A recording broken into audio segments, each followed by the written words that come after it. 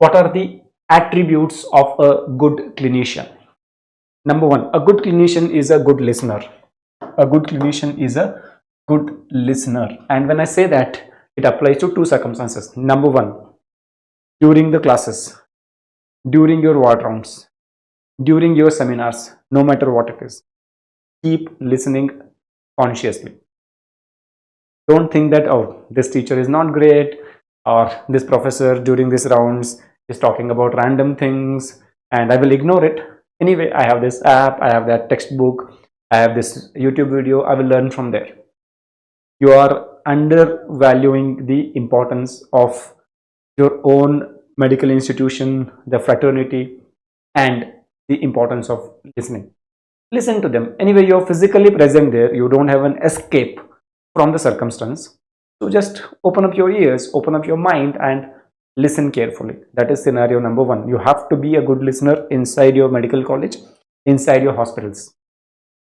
Number two, when patients open up and start talking about their symptoms, right? Never cut the patient and try to divert it to something else, right? Don't just keep searching for answers to the questions that you have seen in your history pro forma, right? It says, if it is cough, you should ask duration.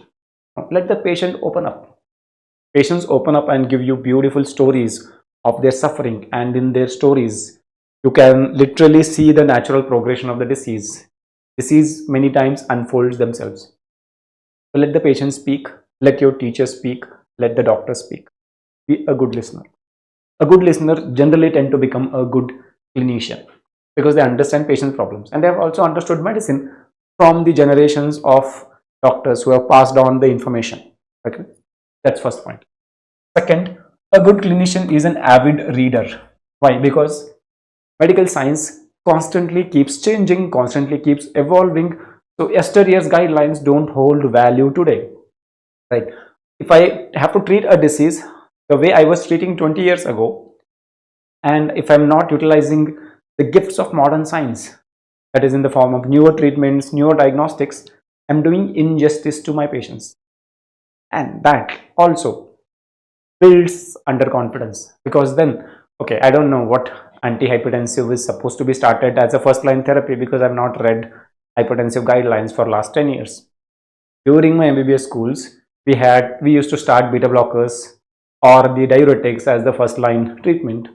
I will continue to do that, but then I will not be confident because whatever I prescribed, I know I had read 10 years ago, and things would have changed in the 10 years. Of course, they have changed. So in that case, how will I have that confidence? I will send a patient with a prescription of diuretic, but then I will always be rethinking about it.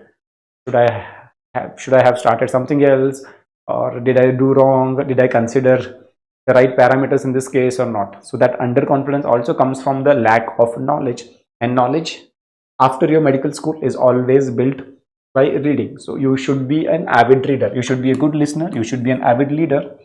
And third, once you have learned through listening and reading, you have to apply your skills and concepts in patient management. And yahi pe galti ho jati hai, because we get that skills and concepts and we only learn it to apply to the NEET PG MCQs, right? And I can tell you from my experience, the so-called toppers, so-called people with great scores in the MCQ based exams need not always become great clinicians. Clinical practice is altogether a different game, and your MCQ knowledge may not be applicable. I should not say applicable, not applicable. Of course, all knowledge is applicable. But जो MCQ crack कर करके जो हमने एक approach develop किया है ना, वो रियल सिनारियोज में may not hold its, what would I say, may not hold its footing.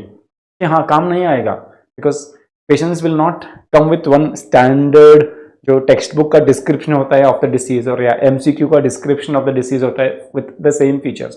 Just to give you an example, you will have a lot of questions asking you to compare between constrictive pericarditis and cardiac tamponade based on JVP.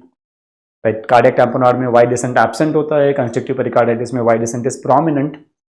But in the real world scenario, right, do we really document the JVP waveforms? No. Documenting the JVP waveforms requires a lot of skill and it is not an easy task either, and itna time bhi to nahi milta in the emergency circumstances. Then how do I diagnose? Of course, we diagnose it with the help of bedside echocardiography or point of care ultrasound focus, which solves my doubt quickly in the emergency room. The tamponade hai consecutive pericarditis, it becomes quite easy. Now, this is what we would apply in the clinical practice. So, MCQ knowledge may not always transform into the competency for the real world practice, and that's why I would say कि हाँ MCQ solve करो, it gives you an objective understanding of the subject, but साथ में whatever you learn from theory and MCQs, try to apply it to the patients that you see in the wards. And when I say apply, of course you're a medical student and you're not allowed to treat or intervene in the patient management, but you can mentally try to do the game, right? Like for example, I have read about gout today, and I know that for the acute management of gout, we primarily use NSAIDs or colchicine, and allopurinol is for the preventive treatment of gout. So then when I see the next time a patient with gout in the ward, I should think, oh, is he now going through an acute attack of gout, or he is just here because he has been diagnosed with gout and the episode has already passed. So if he is now going through acute attack of gout, he is having the pain in the first grade 2, in the grade 2 he is having the pain, then I would think of, okay, what should I be giving him the right now for the relief of the pain? It has to be NSAID or colchicine or both, right? And then after the pain settles down, I have to start him on urate lowering therapy. To do this mental exercise, put yourself in the shoes of clinician, and that makes it little more easier for us to make the transition to a clinician from your student mindset. And when I do this mental work standing next to a patient, I'm reinforcing this understanding or this knowledge in my brain. But it's getting reinforced. So now I can deal with MCQs also using this knowledge. I can also deal with the patients. So once I become intern under the supervision, when your professor asks, oh, okay, he's a patient, he's having acute gout, how do you manage? So he's now going through pain. There is an active ongoing gouty attack. So I would probably treat him with NSAIDs and colchicine. The professor is happy, you are happy, and the whole system now knows that you can deal with such cases better, right? If a patient comes to you as well as an independent clinician post your internship, right? So try to apply whatever skills and concepts you learn from reading and from listening to your teachers on your patients in your mind, of course, not physically, right? Don't go and change the prescription of the patient just because you're not agreeing with your professor and your read knowledge or heard knowledge is conflicting. But in your mind, you can always keep doing this exercise. These three are the attributes of a good clinician, and to be a good clinician, you need to be a good listener, good reader, and whatever knowledge you acquire from listening and reading, you have to apply it on the patients.